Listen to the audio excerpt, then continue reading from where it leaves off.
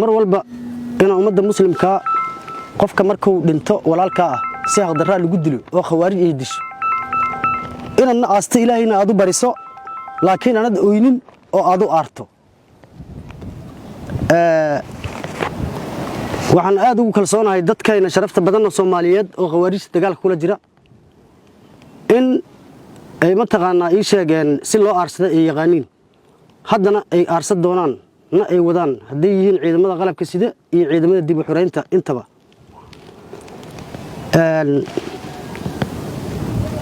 nimankan khawaarijta ah sifooyinka ay mataqaanaa ay aad ku jecel yihiin oo shaqadoodu ay in ku sii waartay jecel yihiin waxa kamid ah in marka wax dhacaan ay qasaare caynkaas ummadda oo nafyo maal ay u geystaan inay mataqaanaa ii sheeg ay khilaaf uu ka dhasho oo dadku isqabsadaan oo mas'uuliyad la eedeeyo oo dadka mataan wax iska sheegaan waxaan rabaa inaan dhalinyaradeena ama ciidana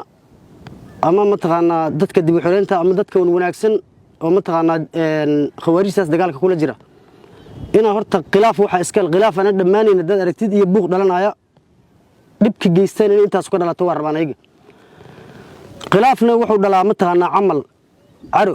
carana daalid ma cadiifada ka dhalata cadiifadna inaad qaldatida ka dhalata khawaarij haddii ciyaalkii iyo dadkii waayeelada ahay dhexdooda mataqaanaa dhibta artay ka sameynayaan ayagana caruurtooda iyo guryahooda iyo mataqaanaa goobihii joogaan ina guriga ka soo baxaan liiraa banaanka lagu sugo maana waa in ilmaha iyo caruurtooda dhexdooda ayagana lagu toogtaa oo loogu tagaa dad badan dhahay qorraxsin ka soo gudbeen qorraxsin adaa iska leh Soomaaliya tahay qof ugu heebeysamaysid meel xaduud oo ka xiran ma jirto u gudub guryahooda iyo caruurtooda iyo meelaha joogaanay mataqaanaa ay qashin ka soo aruurinayaan in lagu taarget gareysto taas horta dhalinyaradan faraya sharafta badan oo dhiigoodii naftooda mar walba hibeeya oo furmaha ku sugan iyo kuwa hadda kadib u diyaar garoobaya u socdaba khawaarij nimanka la yiraahdo noloshooda waxa lagu macnay karaa markaas u fiiriso baalka roob la dhac la yiraahdo mataqaanaa yad dhashay isla markii hore ka soo dhacay cuntadana kaaga dhacay asigana waxna tarin adigana cuntada ka hadlaynay nimankaas horta waa niman noloshoodu ay one time noocaas ay tahay dadkaynana loogu bootay ma haayo manaba ka dhaadhici karaanba qof qaatana ma jiro inay mataqaanaa ay nimankaas ay diin wadaan ama Soomaali yihiin nimanka Soomaalida oo leedii sheegaan ma waa muqallasiin wadan aqoon iyo dad aqoon iyo dadkii uu handadaan ula joogan mooyaane waxa wadankiina dhibaayo soo galaayo waa dad dagaalo hore idii qaba haddii ilma diinta aqoonin wax shaqo ku lahayn waxa dhamaantiin dadka dib u xuraynta iyo ciidamada qalabka sidaba ay goob joogayaalka wadahaan arkeen dad sameecad muumiri ku jiro oo Allahu akbar lagu soo booro garaamshay qoorta u suran tahay oo baqtiyay aqoortooda ka siibteen meeshaas waxa ku cadaanaysa inuu Allahu akbar waxba uu ka garan na oo rabo inuu dadka uu ku handado inuu islaam uu yahay war adigii aqeeda ahaan iyo islaamnimo ilaahay kugu sharfay oo 10 awoowe muslim ahaa oo meel uu ka soo gelin qof diin lahayn saanin sameecad loogu soo booro garaamiyay muumiri oo mataqaanaa ii sheegeen Allahu akbar ana garanin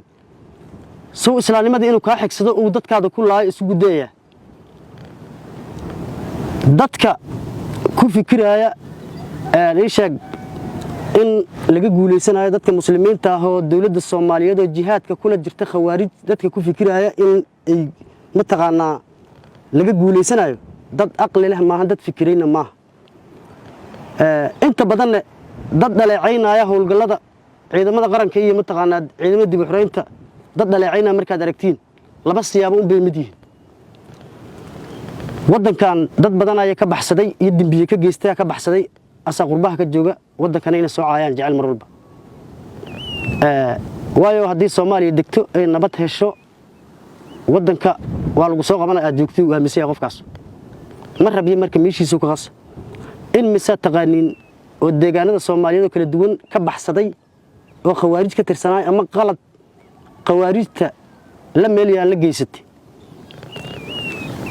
walaalayaalow maadaama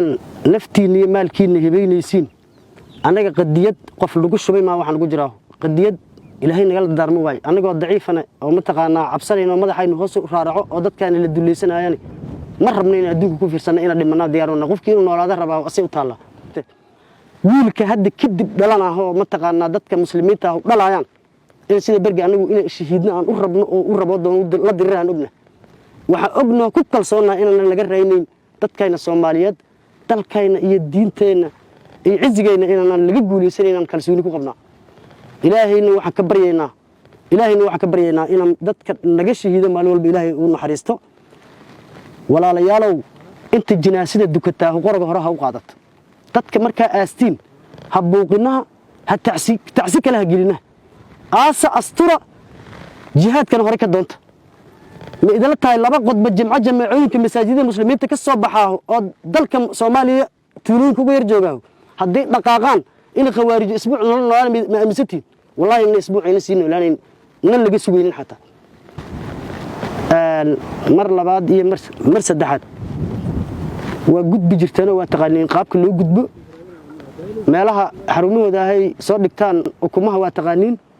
haddii ukumaha dhexdooda dib ka sameeyaan ukumahooda dhexdooda dibka laga soo sameeyna quruxsan waa joognaa watana dad badan oo nala mid waa jiraan kuwa kalena hadii aadayaan isha quruxsan may ka soo gudbeen quruxsan anaga le bari anaga le meel kasta Soomaaliya kamid anaga le qof marti ah uga nahay malaha qof kasta mujaahid ah oo qaranka Soomaalidu shaqeynaa waa nala wada mid yaanan ma taqaanaa isha dadka wararka cadiifada ku hadla waxay rabaan khawaarijteeda laba isgoosay ku nooshahay labadaas isgoosay ku nooshahay waa isku dirka dadka walaalaha ah oo wada dhashay si ay u soo dhax galaan oo anaga dhadhaxaadin ay u yiraahdeen khilaafkaas uga faa'iideystaan midna tahay marka in kuwa xun aan iga dhageysatiin ma taqaanaa iska dhaadhicino inuu qofkaas ma taqaanaa qof maanta ma laga dhaadhicina in wadanka ka tagay barga oo xabadaan ku socoto dadka muslimiinta lagu hasuuqa oo nin diin la waayaan ku hasuuqayaan inuu biri soo laabto oo yiraahdo ishaag waxba soo bartay muaddi kula midana wallahi muaddi kula mid oo ahayn muaddi la mid ama kula mid waxa ah qofka jihaadkan ama af uga qayb qaadana ama jaab ama xoog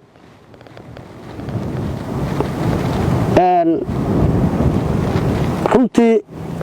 waxa aad ugu faraxsanahay in dadkayna dib u xoreynta oo duurkan jooga oo cadawga sida loo targeereeska aad ku yaqaan in faham buuxa ka haastaan in ku filan inay haastaan khawaarij waxay tahay dadka maalin walba jecel inay mataqaanaa qiil kale u yeelaan markii qasaar dhacaan anagu in khawaariju dadka muslimiinta dhaafaynin waa ognahay anaguna dhaafimayno inaan noolaanana ma rabnaba anaga waayo rajo fiican aan aqri kaleena anaga walaalayaalow mararka qaar waxaan rabaa in barnaamijkan hal arin uga faa'iideysto oo ah haddii wax dhacaan wax waa dhacayaan waana dhici doonaan ilaahayna ina dadaalno oo ma taqaanaa asiga tala saarano oo dadaalno ayaa la ka rabaa mooyaane inaan fiirsano ama taqaanaa buuqno cabaar meesha lagu murman la kala laabta lama rabo jamaaca kastoo jinaasad dukataa qorigeeda hore u qaadato oo dadka muslimiinta ah oo xaq darrada lagu dilay aasaho walaalayaal waa mahadsantihiin qoryaha hore u qaadaya guryaha lagu laaban cid kasta oo ma taqaanaa muslima oo wadankan u dhalatay oo Soomaalinimo